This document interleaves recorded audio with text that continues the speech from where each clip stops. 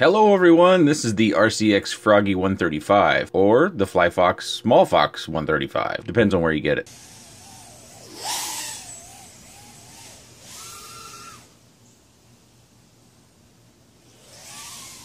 This one has AOK Fly 1106 5000 kV motors. These motors have since been changed to the Emax 1106 4500 kV motors. F4 flight controller with an OSD, 20 amp 4-in-1 ESC that's D-Shot 600 compatible, power switchable VTX up to 200 milliwatt, King Kong 3045 props, and a generic CCD camera. It weighs about 93.5 grams, 3mm bottom plate, and 2mm pod plates. I'm getting 140mm motor post to motor post. We have a buzzer and LEDs, XT30 for your battery connection. It comes with a battery strap with a buckle, and it comes with 10 sets of props.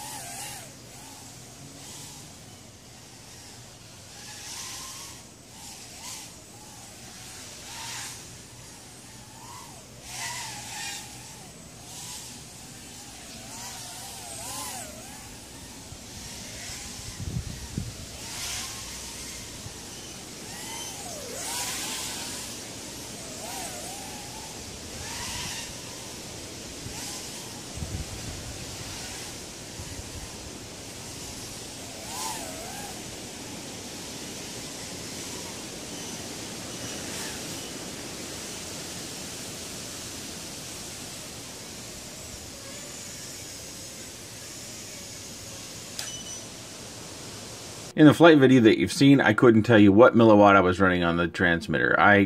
These VTXs that have the buttons on the side, they don't have smart audio, which this one does not have. The button's actually over here, right behind my wires. I don't know if you can see that very well, but that's the button. They come with absolutely no instructions, and they're completely maddening to try to figure out what you're on. So after fussing with it for a while, I just decided, okay, I'm just going to go fly, have some fun with this. I'm not going to worry about having the best possible video.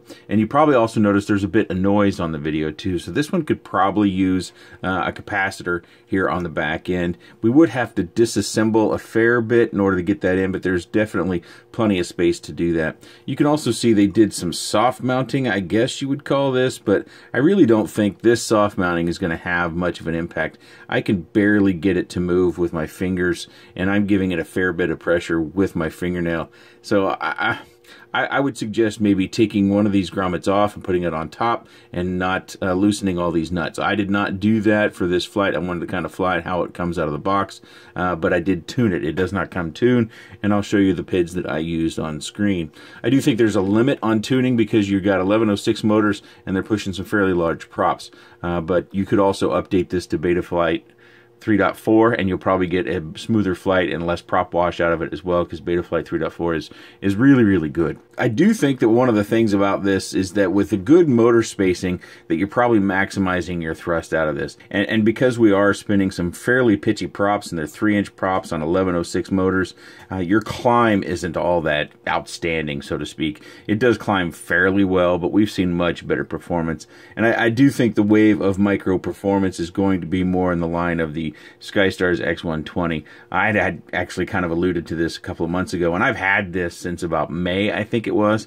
But I really think for micros, and if you really are looking for that nth degree of performance, we're going to have to go to 4S. It doesn't necessarily have to be on 3-inch props, and this one only runs 3S. You can't run 4S on this, but I'm just talking about if you're looking for the highest degree of actual performance for like a race style, or you really want those huge punch outs, that we're going to be running more 4S, just like the racers are doing and freestyle pilots are doing. They're going to lower KV, higher cell count, and we're going to be seeing that here too. I've actually been testing some motors in the background, and we've had a few failures, so I don't know when those are going to come to market, or even if those are coming to market, but I've been asking all sorts of companies to make an 1106 4500 kV or even a 5000 kV motor if it can handle it for our micros. I'll talk more about that motor development stuff in an upcoming video, but as far as this guy goes, you know, the camera's fine. You know, it's one of those generic cameras. Albert and NJ have talked about having problems with the sensors on these wobbling. I haven't seen that myself, but it's something you should be aware of. Other reputable reviewers out there have had that experience. I just haven't experienced it myself yet. You can see my props are pretty dirty, and I had one crash that was fairly substantial, and I just blew off a prop. So these props must not be all that durable, because all 3 blades, as you see, just went away. It was ridiculous. And I didn't think I actually hit that swing set or that slide very hard. I do think with this nice thick plate, that the bottom plate that is, that it's very unlikely we're going to break this bottom plate. I really don't see any necessarily great weak spots. I suppose if you hit something directly on the bottom plate, right where this narrowest portion is, that you might have some troubles with that. But really, structurally, I doubt that's going to happen. It's very likely you're going to hit up top, and then the stress from the carbon pod that come down and through here, there could give us a little bit of fit, but I just don't see that happening. You might also worry about the recessed screws, but I think it's probably going to snap our nylon before it does any damage to the carbon down here as well. This also does give you a look at the fiber and how it's run. Of course, that's just the outside layer, but I know a lot of people like to look at that. And as far as stiffness goes, it's stiff. I do wish these motor wires weren't quite so taut. You can see they're actually up off the arms in some places, and they're stretched pretty tight. And one other thing about this, so this is available from MyRC Mart and from Banggood. Actually, from Banggood at the time that I'm recording this, it's not available to purchase yet. It's just listed on their websites, and you're going to see it with a couple of different props. Depending upon the pictures that you look at, you're going to see it with the King Kong props. You're going to see it with the Emax, I think it's the Avon props. You're also going to see it with the King Kong 2840 props. So you're going to see varying images of this, and I don't know why that is. I don't know if the manufacturer is wavering on what it is they're going to be putting out, but I do note on the MyRC Mart that they switched to the Emax 1106 4500 kV motors, and so those will probably perform differently, but I don't think it'll be substantially different. Currently on MyRC Mart, where you can buy it, it's $139.99. Of course, MyRC Mart does have shipping fees that they pass along to us. Banggood does not, and I think Banggood has listed it for about $145 there, and maybe you can get a coupon or something to knock that down. Check the links below to see if it's available from Banggood if you prefer. Otherwise, use the MyRC Mart link if you want to check this out. One other thing that I do like in general, this is just kind of a personal preference of mine, is I do like a little bit of elevation with my camera. That way, you don't necessarily have to have a real high camera angle to keep the props out of view. And this style of camera pod seems to work out fairly well. It's rigid, so if you take a direct hit to the front, then it's not likely to snap the whole thing because the carbon fiber is really structurally strong that way. Also note our camera protection. We are completely protected with our camera there. And I should show you the lens. It is running a 2.3 lens, so it is a little bit more narrow. I actually prefer the 2.1, but 2.3 isn't bad. Also with the camera, you need to look, and we've got a little bit more camera angle than what I flew with. You can see I've got a little bit of space down in there, not a whole lot, but there is a little bit to go. I'm sure I could get to 45 or 50 degrees. In this particular case, I just didn't, and it's mainly because of the low end. It really doesn't have the low end, I'd say, torque. When you're down low, quickly hitting the throttle and giving yourself a few feet of elevation, not a full throttle, but just a quick little pump of the throttle. This, you have to stay on it a touch longer, and hopefully you could see that when you do the punch outs. You do more of a climb rather than a punch out, and the throws, you need to stay on the throttle a little bit more. I don't think it was in that flight video that you just saw, but I've been kind of working on doing almost like a power loop, where I come along the shed and then I go over the house, and then you kind of just see sky for a while, and then I punch it back over the chimney side and we come down. It's a little bit of a lower loop sort of thing. It can do those things. It can really do most of what you're going to ask it to do, but it's just going to do it a little bit slower than you might expect because it is spinning these 3-inch props. Of course, you could get different 3-inch props. There are others on the market, lower pitch props, maybe some 30-30s that I know are out there from HQ.